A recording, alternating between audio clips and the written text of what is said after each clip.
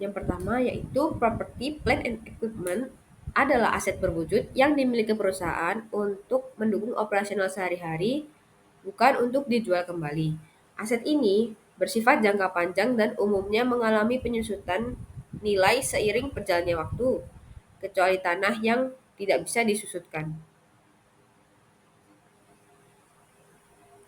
Dengan memiliki property, plant and equipment, perusahaan dapat menjalankan kegiatan produksi atau layanannya secara efektif dalam waktu yang lama. Selanjutnya ada akuisisi properti, pabrik, dan peralatan. Jadi, PPNI dicatat sebagai biaya perolehan atau historical cost, yaitu total biaya yang dikeluarkan untuk memperoleh aset tersebut dan mempersiapkannya agar siap digunakan kembali. Jadi, biaya ini tuh meliputi yang pertama ada harga pembelian. Harga pembelian itu termasuk biaya impor, pajak pembelian yang tidak dapat kembalikan. Lalu yang kedua ada biaya tambahan. Contohnya seperti pengiriman, instalasi, atau modifikasi agar aset bisa beroperasi sesuai kebutuhan perusahaan. Setelah periode akuisisi, perusahaan dapat menilai PPNI menggunakan dua metode. Yang pertama ada metode biaya atau cash method, yaitu aset tetap yang dicatat sebesar biaya perolehan dikurangi penyusutan. Lalu yang kedua ada metode nilai wajar, yaitu aset dinilai kembali berdasarkan harga pasarnya yang saat ini. Intinya, biaya perolehan mencerminkan investasi awal perusahaan untuk memiliki aset tetap. Sementara metode penilaian berikutnya memengaruhi pelaporan keuangan di masa depan.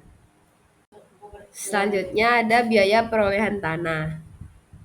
Biaya perolehan tanah ini mencakup semua pengeluaran yang diperlukan untuk memperoleh tanah tersebut dan mempersiapkannya hingga siap digunakan. Eh, ada beberapa komponen yang meliputi biaya ini. Yang pertama ada harga pembelian tanah itu sendiri. Yang kedua ada biaya transaksi seperti biaya notaris, pajak balik nama, biaya pengurusan sertifikat, dan biaya administrasi lainnya. Lalu yang ketiga ada biaya persiapan lahan seperti perataan tanah, pengurungan, pembuatan drainase, atau pembersihan lahan. Lalu yang keempat ada pengambil alihan kewajiban. Contohnya seperti pelunasan hipotek, utang, atau beban lain yang melekat pada tanah. Lalu yang terakhir ada peningkatan nilai tanah yang manfaatnya bersifat permanen.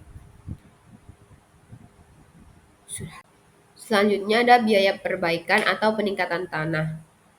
Jadi perbaikan tanah ini tuh mencakup pengeluaran untuk konstruksi atau instalasi yang meningkatkan fungsi lahan tetapi memiliki umur manfaat yang terbatas. Berbeda dengan tanah itu sendiri, perbaikan tanah harus disusutkan karena nilainya berkurang seiring waktu. Contoh biaya yang termasuk itu jalan pribadi dalam properti, trotoar atau jalan pedestrian, pagar atau tembok pembatas, dan lain-lain. Selanjutnya ada biaya perolehan bangunan. Jadi biaya perolehan bangunan ini mencakup semua pengeluaran yang berkaitan langsung dengan pembelian atau pembangunan konstruksi.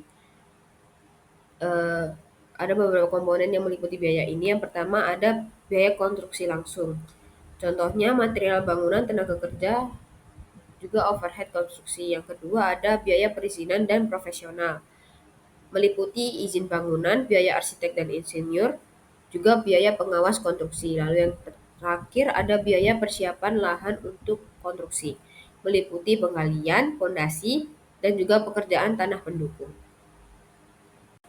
Selanjutnya ada biaya perolehan peralatan. Biaya ini mencakup semua pengeluaran untuk memperoleh dan menyiapkannya hingga siap digunakan. Meliputi yang pertama ada harga beli, biaya pengiriman dan penanganan, asuransi selama pengiriman, fondasi khusus, biaya perakitan dan instalasi, juga biaya uji coba operasional. Selanjutnya ada aset yang dibangun sendiri. Nah, aset ini mencakup semua biaya langsung seperti material, tenaga kerja, serta alokasi overhead. Perusahaan umumnya mengalokasikan sebagian biaya overhead tetap ke proses konstruksi, meskipun ada opsi untuk tidak mengalokasikannya sama sekali. Dengan mengkapitalisasi biaya overhead, nilai aset lebih mencerminkan biaya aktual pembangunannya. Misalnya, ketika membangun gudang sendiri, biaya material sebesar 2 miliar dan tenaga kerja 500 juta rupiah ditambah dengan alokasi overhead sebesar 300 juta rupiah akan membentuk total biaya perolehan sebesar 2,8 miliar rupiah. Nah, pendekatan ini meningkatkan akurasi nilai aset di neraca. Selanjutnya ada perlakuan biaya bunga selama konstruksi. Jadi terdapat 3 pendekatan dalam mencatat biaya bunga selama pembangunan aset. Yang pertama, tidak mengkapitalisasi bunga, yang berarti biaya bunga langsung diakui sebagai beban tanpa menambah nilai aset. Lalu yang kedua ada mengkapitalisasi bunga aktual. Maksudnya hanya bunga yang terkait langsung dengan pembangunan yang ditambahkan ke biaya aset. Yang terakhir, mengkapitalisasi seluruh biaya pendanaan dengan metode IFRS. Jadi semua biaya pendanaan termasuk bunga dan biaya terkait menjadi bagian dari nilai aset. Selanjutnya ada biaya bunga selama konstruksi menurut IFRS. Jadi standar IFRS mewajibkan perusahaan untuk mengkapitalisasi biaya bunga aktual dengan beberapa penyesuaian yang terkait dengan pembangunan aset yang memenuhi syarat. Aturan ini sejalan dengan prinsip biaya historis dan melibatkan 3 pertimbangan utama. Yang pertama, identifikasi aset yang memenuhi kriteria seperti properti atau pabrik yang membutuhkan waktu konstruksi signifikan. Yang kedua, penentuan periode kapitalisasi, mulai saat pengeluaran konstruksi hingga terjadi aset siap digunakan. Yang ketiga, perhitungan jumlah bunga yang dikapitalisasi berdasarkan biaya pendanaan aktual. Contohnya, jika perusahaan membangun gudang dengan pinjaman berbunga, bunganya ini akan ditambahkan ke nilai aset gudang tersebut untuk meningkatkan basis penyusutan di masa depan. Nah, pendekatan ini memberikan gambaran lebih akurat tentang total investasi dalam aset. Selanjutnya, di sini kita akan membahas mengenai kualifikasi kapitalisasi biaya pinjaman dalam akuntansi, khususnya untuk aset-aset tertentu. Nah, yang pertama kita akan bahas kapan sih biaya pinjaman itu boleh dikapitalisasi. Nah, biaya pinjaman ini boleh dikapitalisasi atau dicatat sebagai bagian dari biaya aset ketika aset tersebut membutuhkan waktu yang cukup lama untuk dijual atau digunakan. Nah, kapitalisasi ini dimulai sejak periode tertentu. Periode ini disebut sebagai periode kapitalisasi dan berakhir ketika aset sudah siap secara substansial untuk digunakan sesuai tujuannya. Nah, aset yang memenuhi syarat untuk kapitalisasi biaya pinjaman yang pertama yaitu aset yang sedang dalam proses pembangunan untuk digunakan sendiri oleh perusahaannya, misalnya gedung kantor, pabrik, atau mesin besar. Kemudian yang kedua yaitu aset yang akan dijual atau disewakan yang memerlukan waktu produksi yang lama seperti kapal, proyek properti, atau real estate. Nah, selanjutnya kita akan bahas mengenai periode kapitalisasi. Periode kapitalisasi sendiri merupakan waktu di mana perusahaan mulai mencatat biaya pinjaman sebagai bagian dari biaya aset, bukan sebagai beban langsung. Yang mana ini berarti bunga pinjaman yang memenuhi syarat akan dimasukkan ke dalam nilai aset selama periode ini. Nah, periode kapitalisasi dimulai ketika ketiga kondisi berikut terpenuhi. Yang pertama, pengeluaran untuk aset sedang dilakukan, di mana perusahaan sudah mulai membayar atau mengeluarkan dana untuk membangun atau membeli aset tersebut.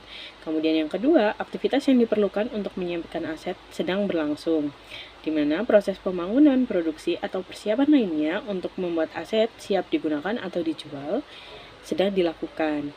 Kemudian yang ketiga, biaya pinjaman sedang terjadi, di mana perusahaan memiliki pinjaman yang menimbulkan bunga terkait dengan pembangunan atau pembuatan aset tersebut. Nah, kapan sih periode kapitalisasi ini akan berakhir? Nah, periode kapitalisasi akan berakhir ketika yang pertama, aset tersebut secara substansial telah selesai dan sudah siap digunakan untuk sesuai tujuannya. Kemudian pada slide ini kita akan membahas bagaimana kapitalisasi dari biaya pinjaman ketika proyek tersebut tidak dibiayai oleh utang khusus atau specific debt, namun dibiayai oleh utang umum perusahaan atau general debt. Nah, dalam kasus seperti ini, perusahaan harus mengkapitalisasi jumlah yang lebih kecil atau lesser dari dua hal berikut. Yang pertama, actual interest cost incurred, di mana ini merupakan total biaya bunga aktual, yang mana bunga ini benar-benar dikeluarkan perusahaan selama periode tersebut dari semua utang umum. Kemudian yang kedua, dari avoidable interest, di mana ini artinya bunga yang dapat dihindari, yaitu jumlah bunga yang seharusnya tidak terjadi jika perusahaan tidak melakukan pengeluaran untuk aset tersebut. Pada slide ini membahas mengenai cara menghitung pengeluaran tertimbang rata-rata yang diakumulasikan dalam proses kapitalisasi biaya pinjaman atau borrowing cost, khususnya pada situasi proyek didanai dengan utang umum. Di mana untuk menghitung bunga atau avoidable interest yang tadi kita bahas yang dapat dikapitalisasi, perusahaan nantinya perlu mengetahui berapa besar dan kapan pengeluaran dilakukan selama periode pembangunan. Nah, karena bunga dihitung berdasarkan lama waktu uang digunakan, maka pengeluaran yang dilakukan lebih awal akan memiliki bobot yang lebih besar. Kemudian pengeluaran yang dilakukan terakhir atau belakangan bobotnya akan lebih kecil. Jadi nantinya perusahaan harus menimbang pengeluaran berdasarkan berapa lama dana tersebut digunakan dalam 1 tahun atau periode akuntansi. Nah, selanjutnya pada slide ini kita akan membahas mengenai contoh soal dari kapitalisasi biaya pinjaman tadi, di mana di sini pada 1 November 2021, Salah Company mengontrak Payfor Construction untuk membangun sebuah gedung seharga $1.400.000 di atas tanah seharga $100.000. Ini dibeli dari kontraktor dan termasuk dalam pembayaran pertama. Jadi totalnya adalah $1.500.000 nanti.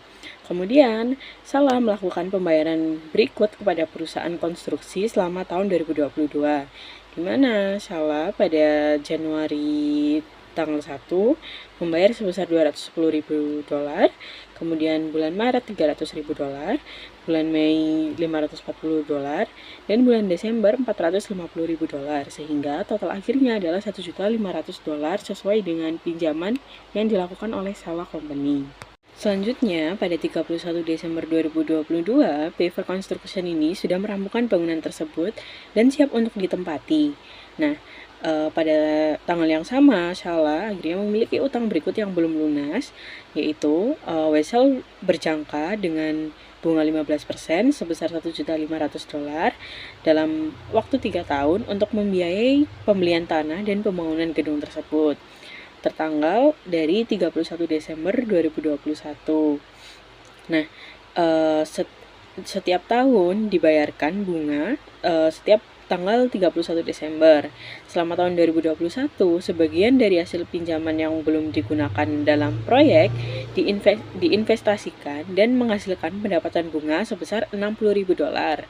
Nah, proyek ini dimulai pada tanggal 1 Januari dan selesai pada tanggal 31 Desember, sehingga periode kapitalisasi adalah setahun penuh pada tahun 2022. Nah, di sini di ilustrasi 10.2 bisa kita lihat bagaimana perhitungan dari kapitalisasi biaya pinjaman, di mana di sini borrowing cost yaitu pinjaman Salah sebesar $1.500.000 dikalikan suku bunganya 15%, sehingga menghasilkan $225.000. Kemudian Salah ini juga selama satu periode kapitalisasi menghasilkan pendapatan bunga sebesar $60.000, sehingga pinjaman yang bisa dikapitalisasi adalah $225.000, kemudian dikurangi dari pendapatan bunganya $60.000, sehingga menghasilkan $165.000. Kemudian pada slide ini bisa kita lihat bagaimana Salah akan membuat jurnal selama tahun 2022. Nah, di sini pada tanggal 1 Januari tadi, seperti yang kita ketahui, Salah akan membayar $210.000. Nah, di sini jurnalnya adalah tanah dan buildings pada posisi debit, bertambah pada posisi debit maksud saya, masing-masing tanah sebesar $100.000, kemudian building sebesar $110.000. Nah, tanah ini kan yang dibeli pada awalnya. Kemudian akhirnya mengeluarkan cash yang berkurang pada sisi kredit yaitu $210.000. Kemudian di bulan Maret, Salah membayar pinjaman gedung tersebut yaitu sebesar $300, sehingga jurnalnya adalah buildings bertambah pada posisi debit sebesar $300.000 dan cash berkurang pada sisi kredit sebesar $300. Kemudian begitu pula pada tanggal 1 Mei, buildings bertambah pada sisi debit $540.000, kemudian cash berkurang pada sisi kredit $540.000. Kemudian yang terakhir pada tanggal 31 Desember ketika pembangunan tersebut rampung, salah kan melakukan kapitalisasi dari biaya pinjaman tersebut. Di sini salah menjurnal, yaitu pembayaran terakhir dari gedung tersebut sebesar $450.000, di mana di sini dicatat sebagai buildings pada cash. Kemudian sebesar $225.000 ini merupakan pinjaman salah, di mana di sini di jurnal buildings sebagai capitalized borrowing cost atau kapitalisasi biaya pinjaman maksud saya. Kemudian sisi kreditnya yaitu cash sebesar $225.000 seperti yang kita bahas di slide sebelumnya tadi. Kemudian karena salah selama periode 2022 ini menghasilkan pendapatan bunga sebesar 60.000, ini dicatat sebagai kas pada sisi debit yaitu kas. Kemudian pada sisi kredit dicatat sebagai buildings capitalized borrowing cost. Nah, selanjutnya apabila proyek didanai oleh utang umum perusahaan atau general debt seperti yang tadi kita bahas, maka perusahaan tidak bisa langsung menggunakan suku bunga tertentu seperti pada specific debt. Nah, sebaliknya perusahaan ini harus melakukan beberapa perhitungan tambahan. Nah, langkah-langkah yang perlu dilakukan, yang pertama, perusahaan itu harus menghitung rata-rata pengeluaran proyek atau average carrying amount, di mana di sini perusahaan akan menentukan berapa besar sih rata-rata pengeluaran proyek selama periode pembangunan.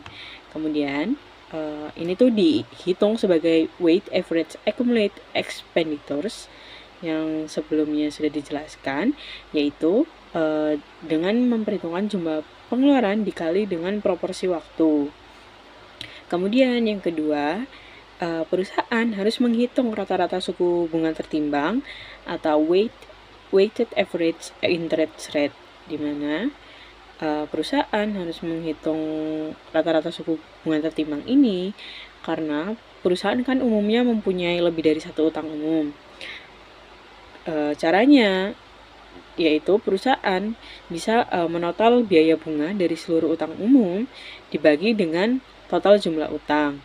Nah, dengan melakukan perhitungan ini akan menghasilkan suku bunga efektif untuk digunakan dalam kapitalisasi bunga. Nah, di sini contohnya, Salain kan punya 2 utang umum. Yang pertama, Salain punya not payable sebesar $1 juta dengan suku bunga 10% yang jatuh tempo 5 tahun sejak 2018.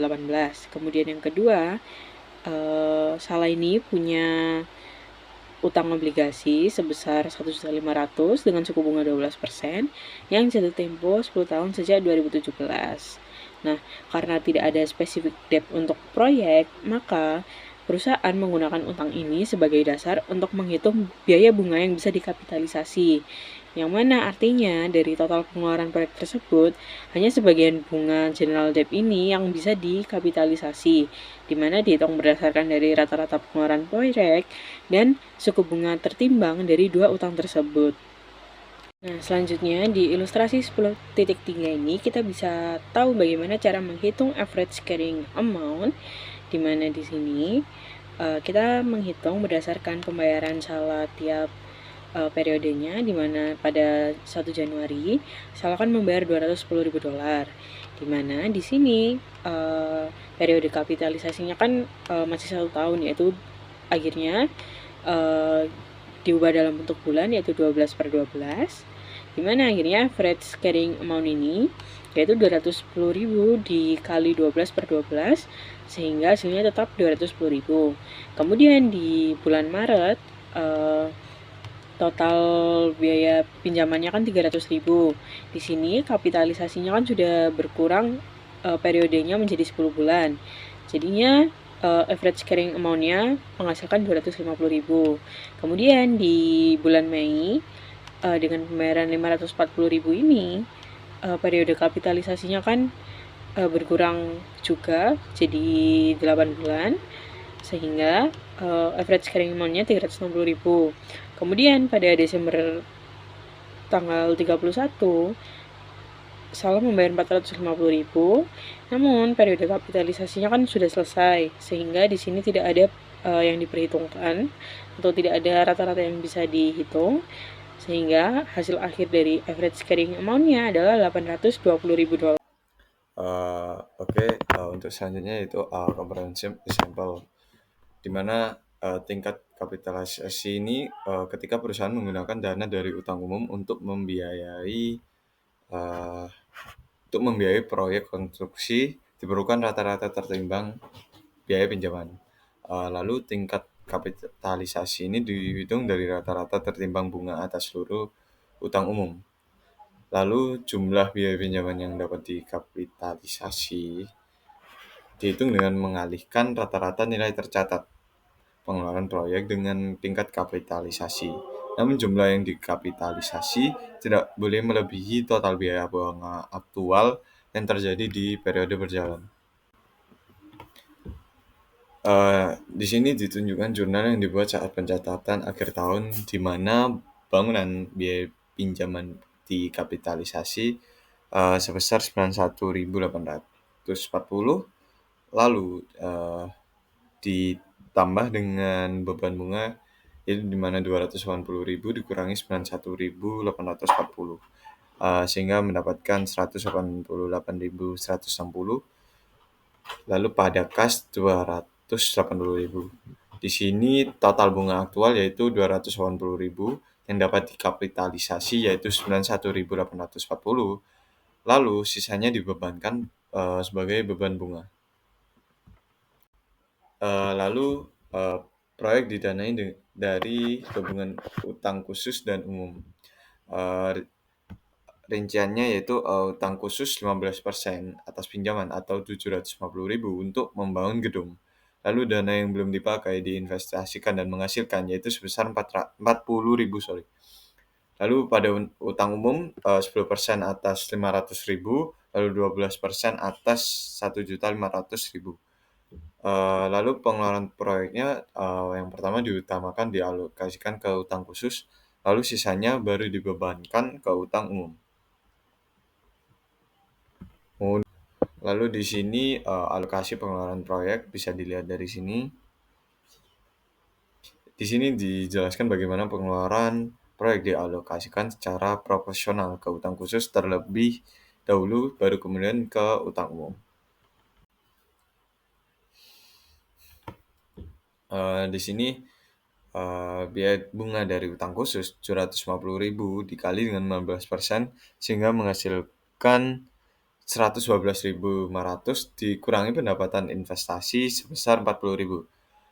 Lalu mendapat total sebanyak 72.500. Lalu 112.500 dikurangi dengan 40.000. Lalu tambah dengan 23.000 menghasilkan 9.500.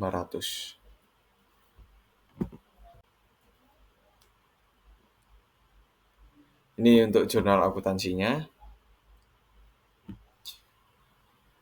Di sini ditunjukkan pengaruh dari penggabungan dana utang khusus dan umum terhadap pencatatan aset dan beban bunga.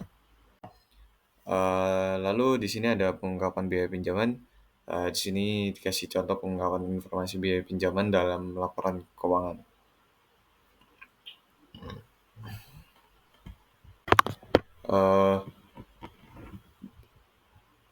Cara menilai aset.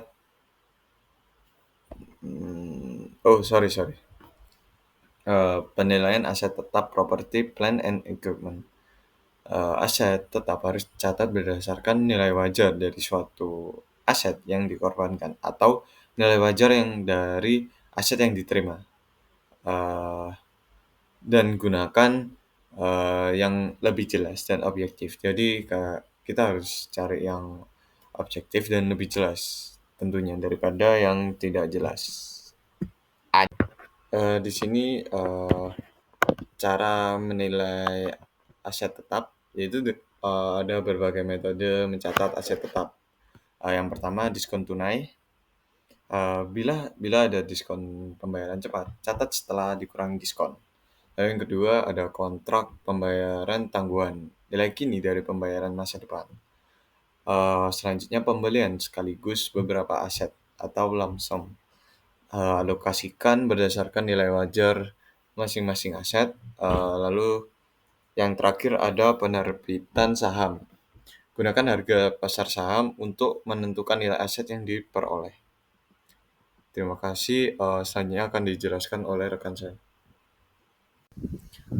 Oke, baiklah, langsung saja. Slide ini menjelaskan bagaimana perusahaan biasanya mencatat transaksi pertukaran aset yang bukan berupa uang.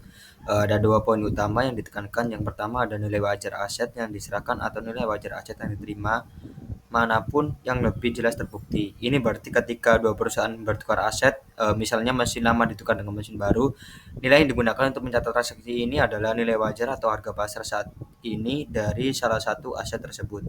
Lalu yang kedua yaitu perusahaan harus segera mengakui keuntungan atau kerugian atas pertukaran tersebut jika transaksi tersebut memiliki substansi komersial. Substansi komersial berarti bahwa pertukaran aset tersebut diharapkan dapat mengubah arus kas perusahaan di masa depan secara signifikan. Oke, untuk slide yang selanjutnya yaitu makna substansi komersial. Secara sederhana, pertukaran memiliki substansi komersial jika arus kas perusahaan di masa depan diperkirakan akan berubah sebagai akibat dari transaksi tersebut. Diilustrasikan, kita bisa melihat ilustrasi bawah ini yang memberikan panduan akuntansi terkait substansi komersial. Di sini ada tipe pertukaran. Yang pertama ada pertukaran memiliki substansi komersial, lalu ada panduan akuntansi, keuntungan dan kerugian diakui segera. Lalu ada tipe pertukaran yang kedua yaitu pertukaran tidak memiliki substansi komersial, dan lalu yang kedua yaitu keuntungan dan kerugian ditangguhkan. Untuk penjelasannya, jadi poin pentingnya adalah dampak ekonomi dari pertukaran tersebut. Jika setelah pertukaran perusahaan memperkirakan akan ada perbedaan signifikan dalam jumlah waktu atau resiko arus kas masa depannya dibandingkan sebelum pertukaran, maka kita katakan pertukaran itu memiliki substansi komersial. Oke, untuk slide yang selanjutnya adalah pertukaran aset non moneter situasi rugi atau memiliki substansi komersial. Perusahaan mengakui kerugian jika pertukaran tersebut memiliki substansi komersial. Mengapa kerugian harus diakui dalam situasi ini? Rasional, perusahaan seharusnya tidak menilai aset lebih tinggi dari harga setara kasnya. Jika kerugian ditangguhkan, aset akan menjadi terlalu tinggi nilai atau overstate. Jadi ketika perusahaan menukar aset non moneter dan nilai wajar aset yang mereka terima lebih rendah dari nilai buku aset yang mereka serahkan, terjadilah kerugian. Lalu mengapa kerugian tidak boleh ditangguhkan dalam kasus ini? Alasannya sangat penting untuk menjaga prinsip kehati-hatian. Jika kerugian ditangguhkan, nilai aset yang baru diterima akan dicatat lebih tinggi dari nilai wajarnya. Untuk analogi sederhananya yaitu bayangkan Anda memiliki mobil lama dengan nilai buku 50 juta.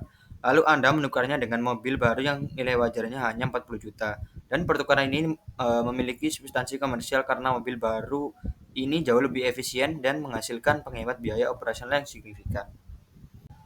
Oke, untuk slide yang selanjutnya yaitu situasi rugi atau memiliki substansi komersial. Di sini diilustrasikan Information Processing SA menukar mesin bekasnya dengan model baru dari Jarrod Business Solution NV. Berikut adalah detail transaksinya. Mesin bekas yang diserahkan Information Processing SA, nilai buku atau book value 8.000 euro, biaya perolehan awal 12.000 euro dikurangi akumulasi penyusutan 4.000 euro. Nilai wajar fair value yaitu sebesar 6.000 euro. Mesin baru yang diterima oleh Information Processing SA, harga daftar atau list price list sebesar 16.000 euro, potongan tukar tambah atau trade-in allowance yang diberikan Jarrod untuk mesin bekas sebesar 9.000 euro. Untuk perhitungan biaya perolehan mesin baru yaitu harga daftar mesin baru 16.000 euro dikurangi potongan tukar tambah 9.000 euro, lalu ada pembayaran kas yang harus dibayar sebesar 7.000 euro, lalu ada nilai wajar mesin bekas sebesar 6.000 euro, dan biaya perolehan mesin baru sebesar 13.000 euro. Nah, dalam kasus ini Information Processing SA menyerahkan mesin bekas dengan nilai buku 8.000 dan nilai wajar 6.000. Ini berarti Information Processing mengalami kerugian ekonomi sebesar 2.000, yaitu didapat dari 8.000 dikurang 6.000 atas pelepasan mesin bekasnya. Untuk yang selanjutnya yaitu situasi rugi memiliki substansi komersial. Jurnal dan perhitungan kerugian. Untuk jurnal dicatat oleh Information Processing SA. Untuk akun yang pertama yaitu ada equipment atau mesin baru sebesar 13.000 euro di kolom debit. Lalu ada accumulated depreciation equipment atau lama sebesar 4.000 euro di kolom debit. Lalu ada loss on disposal of equipment atau kerugian sebesar 2.000 di kolom debit. Lalu ada equipment mesin lama sebesar 12.000 di kolom kredit. Lalu ada cash sebesar 7.000 di kolom kredit. Lalu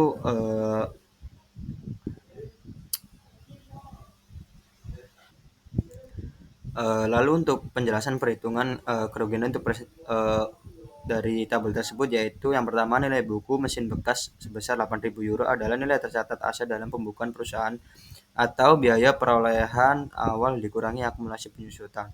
Lalu ada nilai wajar mesin bekas sebesar 6.000 euro adalah harga jual yang dapat diterima di pasar saat ini. Karena nilai wajar 6.000 euro lebih rendah dari nilai buku 8.000 euro, maka Information Processing SA mengalami kerugian sebesar 2.000 euro. Kerugian ini diakui segera dalam jurnal karena pertukaran ini memiliki substansi komersial. Lalu ada exchange of non-monetary asset atau pertukaran aset non-moneter situasi keuntungan atau memiliki substansi komersial. Pada slide ini perusahaan biasanya mencatat perolehan aset non-moneter dalam pertukaran dengan aset non-moneter lainnya ketika transaksi tersebut menghasilkan keuntungan dan memiliki substansi komersial. Berbeda dengan situasi kerugian, ketika terjadi keuntungan dalam pertukaran aset non-moneter yang memiliki substansi komersial, perusahaan tidak menanggungkan pengakuan keuntungan tersebut. Mengapa keuntungan diakui segera? Karena adanya substansi komersial. Pertukaran ini dianggap sebagai transaksi ekonomi yang nyata dan mengubah prospek arus kas perusahaan di masa depan. Lalu bagaimana biaya perolehan aset baru dicatat? Dalam situasi keuntungan dengan substansi komersial, biaya perolehan aset baru yang diterima biasanya dicatat sebesar nilai wajar aset yang diserahkan. Lalu ada situasi keuntungan atau memiliki substansi komersial. Diilustrasikan Interested Transportation Company menukar sejumlah truk bekas ditambah kas untuk sebuah truk semi baru. Berikut adalah detail transaksinya. Nilai buku gabungan sebesar 42.000 euro atau biaya perolehan awal sebesar 64.000 euro dikurangi akumulasi penyusutan 22.000 euro. Kas yang telah dibayar oleh Interested Transportation sebesar 11.000 euro. Substansi komersial diasumsikan bahwa pertukaran ini memiliki substansi komersial yang berarti arus kas masa depan Interested Transportation diperkirakan akan berubah signifikan akibat pertukaran ini. Misalnya truk semi baru lebih efisien atau memiliki kapasitas yang lebih baik. Nah, untuk perhitungannya yaitu nilai wajar truk yang ditukar sebesar 49.000 euro, lalu kas yang dibayar sebesar 11.000 euro, lalu ada biaya perolehan truk semi baru sebesar 60.000 euro. Dalam kasus ini Interested Transportation menyerahkan truk bekas dengan nilai buku 42.000 euro dan nilai wajar sebesar 49.000 euro. Ini berarti Trusted Transportation memperoleh keuntungan ekonomi sebesar 7.000 euro dari perhitungan 49.000 euro dikurang 42.000 euro untuk pelepasan truk bekasnya. Karena pertukaran ini memiliki substansi komersial, maka keuntungan sebesar 7.000 euro ini harus segera diakui Interested Transportation dalam laporan laba ruginya. Lalu ada situasi keuntungan atau memiliki substansi komersial. Slide ini tuh menjelaskan bagaimana Interstate Transportation Company mencatat transaksi pertukaran truk bekas dengan truk semi baru yang menghasilkan keuntungan dan memiliki substansi komersial dalam bentuk jurnal akuntansi. Eh, di sini ada jurnal yang dicatat oleh Interstate Transportation Company untuk akun yang pertama yaitu truk atau semi di kolom debit sebesar 60.000 euro. Lalu ada akun accumulated depreciation truk atau bekas sebesar 22.000 euro di kolom debit. Lalu ada truk atau use di kolom kredit sebesar 64.000 euro. Lalu ada gain on disposal of trucks sebesar 7.000 euro di kolom kredit.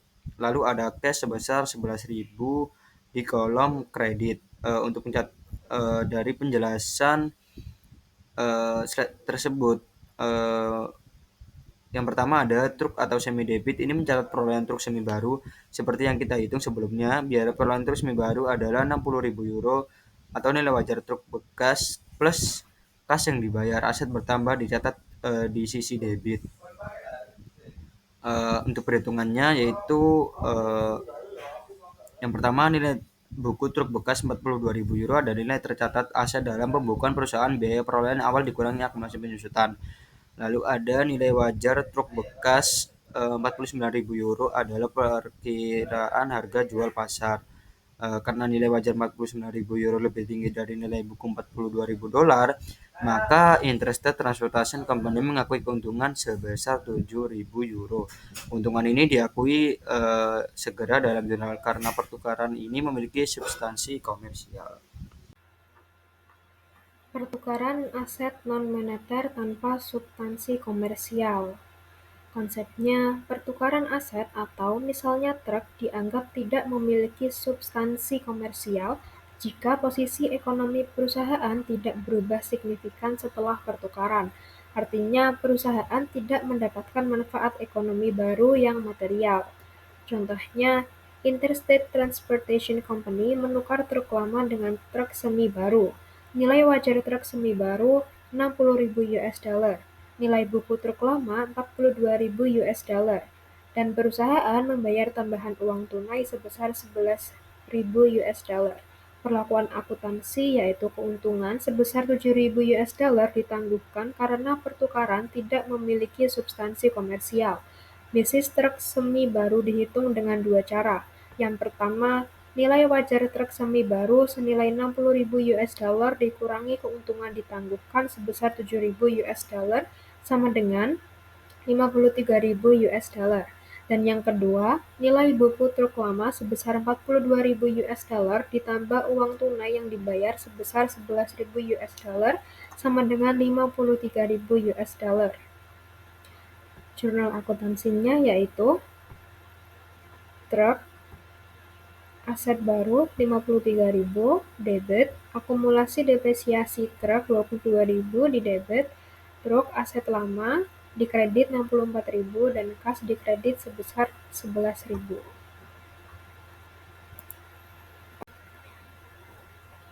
Jurnal akuntansinya yaitu truk semi baru 53.000 di debit, akumulasi depresiasi truk 22.000 di debit, lalu truk yang terpakai atau aset lama 64.000 di kredit dan kas 11.000 di kredit.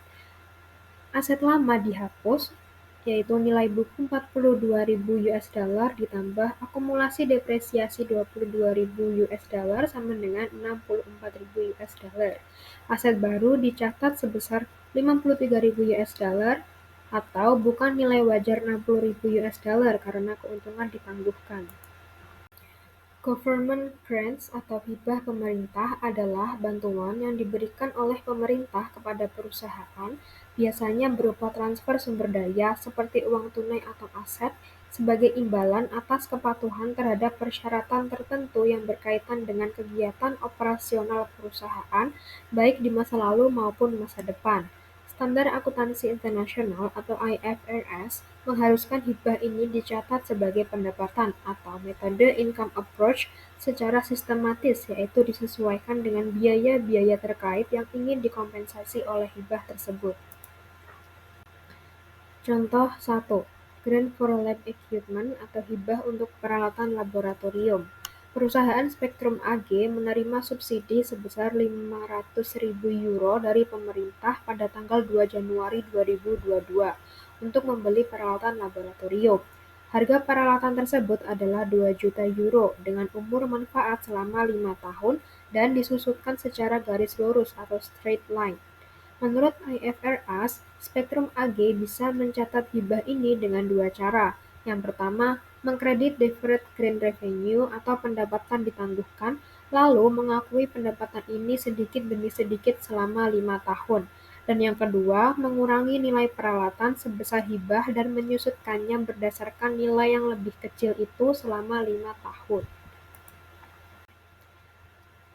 Pencatatan hibah sebagai pendapatan ditangguhkan atau deferred revenue.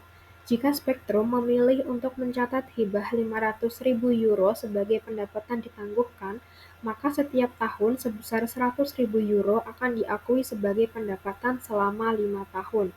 Dampak pada laporan keuangan per 31 Desember 2022, pada neraca atau Statement of Financial Position, nilai peralatan sebesar 2 juta euro, akumulasi penyusutan tahun pertama sebesar 400.000 euro, nilai buku 1.600.000 euro, pendapatan hibah yang belum diakui 300.000 euro, dan pendapatan hibah tahun ini 100.000 euro.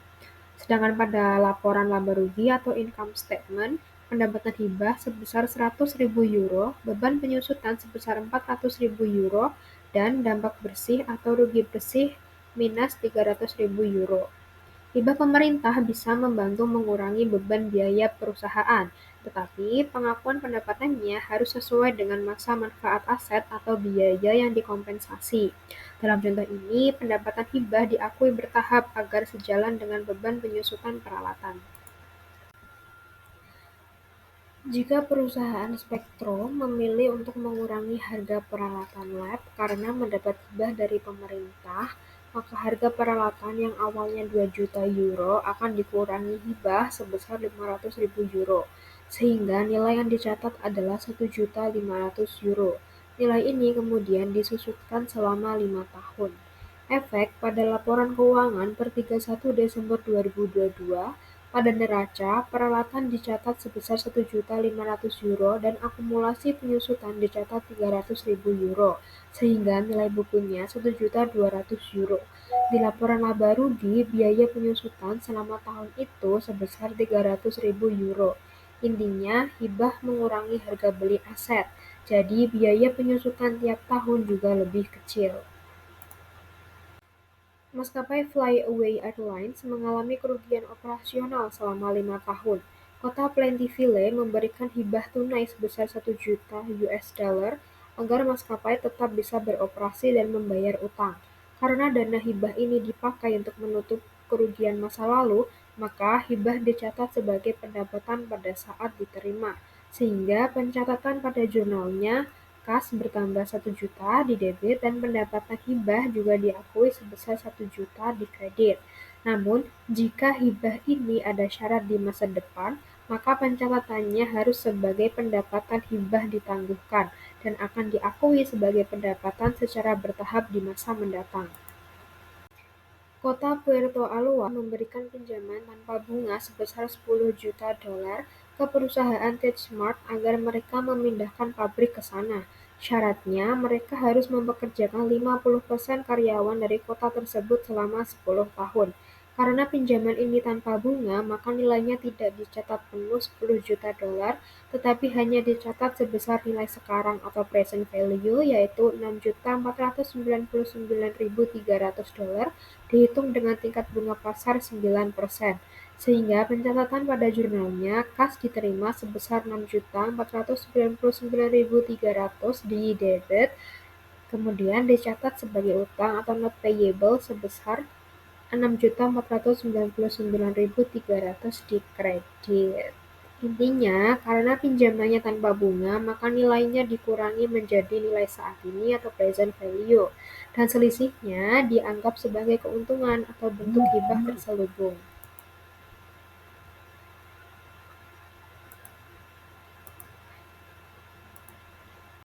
Dalam contoh ini, perusahaan Techsmart menerima grant atau hibah sebesar $3.500.700 untuk membantu menutupi biaya pinjaman. Untuk mencatat hibah ini, perusahaan menggunakan pendekatan deferred revenue atau pendapatan tangguhan. Artinya, pada saat dana hibah diterima, perusahaan mencatatnya bukan sebagai pendapatan langsung, melainkan sebagai kewajiban, karena dana tersebut belum benar-benar digunakan. Pencatatan awalnya adalah mendebit kas sebesar $3.500.700 dan mengkredit deferred grant revenue dengan jumlah yang sama. Selanjutnya, perusahaan menghitung biaya bunga tahunan menggunakan metode effective interest rate. Dalam kasus ini, bunga tahun pertama dihitung sebesar 9% dari $6.499.300, yaitu sebesar $584.937. Jumlah tersebut kemudian diakui sebagai beban bunga. Namun, di saat yang sama, perusahaan juga mengurangi akun deferred grant revenue dan mengakui grant revenue sebesar $584.937. Dengan cara ini, beban bunga yang seharusnya muncul setiap tahun ditutup oleh pendapatan hibah dalam jumlah yang sama. Akibatnya, tidak ada beban bersih terkait pinjaman yang perlu diakui setiap tahunnya. Selanjutnya adalah cost subsequent to acquisition. Biaya-biaya yang muncul setelah perolehan suatu aset atau disebut sebagai cost subsequent to acquisition dapat diakui sebagai aset apabila dua syarat terpenuhi. Pertama, biaya tersebut harus dapat diukur secara andal. Kedua, ada kemungkinan besar bahwa biaya tersebut akan memberikan manfaat ekonomi di masa depan bagi perusahaan. Manfaat ekonomi masa depan ini bisa dibuktikan dengan adanya peningkatan pada 3 aspek utama, yaitu pertama, perpanjangan umur manfaat aset tersebut. Kedua, peningkatan jumlah produk yang dapat dihasilkan. Dan ketiga, peningkatan kualitas produk yang dihasilkan. Jadi, biaya tambahan yang dikeluarkan memenuhi kriteria-kriteria ini, maka biaya tersebut bukan dicatat sebagai beban, melainkan sebagai penambahan nilai aset perusahaan. Setelah suatu aset diperoleh, perusahaan mungkin masih mengeluarkan biaya-biaya tambahan yang disebut cost subsequent to acquisition. Biaya ini dapat diklasifikasikan ke dalam beberapa jenis utama. Pertama ada addition, yaitu biaya yang dikeluarkan untuk menambah atau memperluas aset yang sudah ada. Kedua, improvement dan replacement, yaitu penggantian aset lama dengan aset yang lebih baik atau setidaknya setara demi meningkatkan performa atau efisiensi. Ketiga, rearrangement dan reorganization, yaitu biaya untuk memindahkan atau menata ulang aset dari satu lokasi ke lokasi lain demi operasional yang lebih optimal. Dan terakhir, ada repairs, yaitu biaya perbaikan yang dikeluarkan untuk memastikan aset tetap bisa digunakan dalam kondisi normal. Dari semua jenis ini, hanya biaya yang memberikan manfaat ekonomi di masa depan yang bisa dikapitalisasi sebagai aset, sementara sisanya biasanya dibebankan langsung ke laporan laba rugi. Dalam praktek akuntansi, setiap jenis pengeluaran setelah perolehan aset tetap diperlakukan secara berbeda tergantung pada sifat dan tujuannya. Untuk addition atau penambahan aset, biaya yang dikeluarkan akan dikapitalisasi langsung ke akun aset karena nilainya menambah kapasitas atau memperluas fungsi dari aset tersebut. Sedangkan untuk improvement dan replacement, biaya perbaikan besar atau penggantian komponen aset lama memerlukan penghapusan nilai tercatat aset lama beserta akumulasi depresiasinya lalu dikapitalisasi sebagai aset baru. Selanjutnya untuk rearrangement dan reorganization, yaitu pemindahan atau penataan ulang aset, biaya yang dikeluarkan tidak dikapitalisasi, tapi langsung diakui sebagai beban atau expense. Terakhir, untuk repairs, pelakuannya dibedakan menjadi dua. Kalau hanya perbaikan biasa atau ordinary, biayanya langsung dibebankan saat terjadi.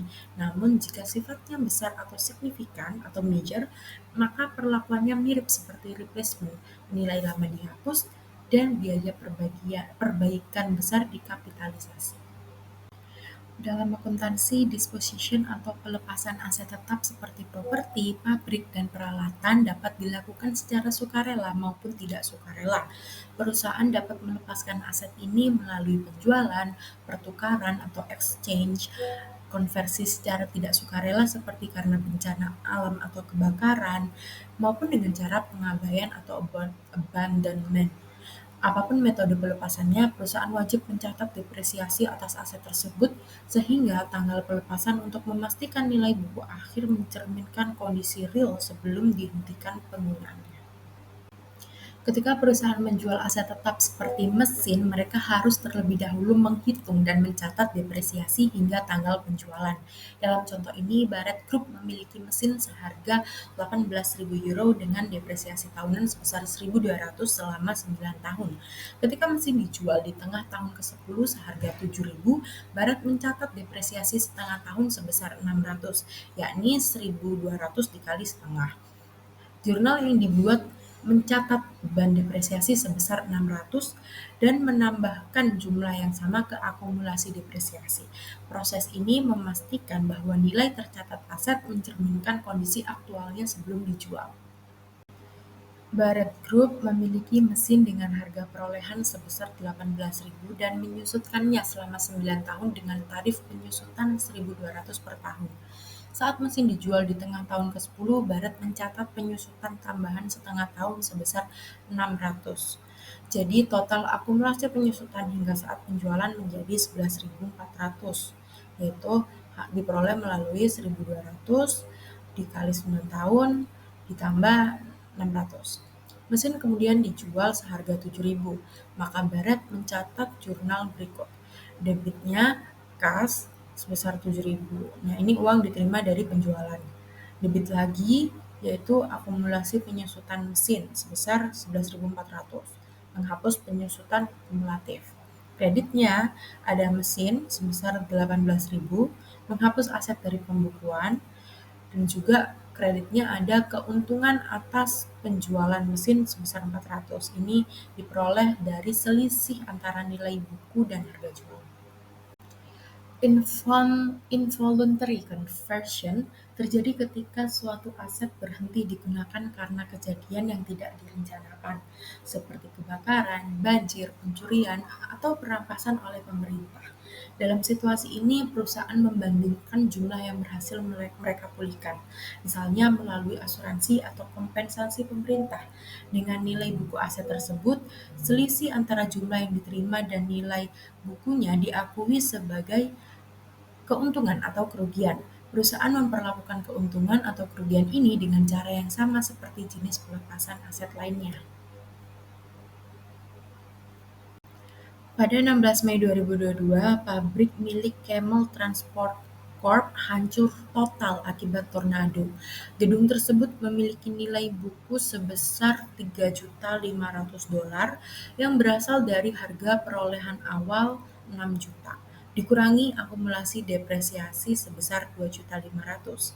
Karena kehancuran ini, perusahaan mencatat kerugian sebesar nilai buku gedung yang hilang yaitu 3.500.000 dan menghapus aset serta akumulasi depresiasinya dari pembukuan. Setelah itu, pada 18 Maret 2023, Camel berhasil mencapai kesepakatan dengan perusahaan asuransi dan menerima kompensasi sebesar 8 juta. Jumlah ini lebih besar dari nilai buku aset yang hilang, sehingga Camel mencatat keuntungan dari penyelesaian klaim asuransi sebesar 8 juta.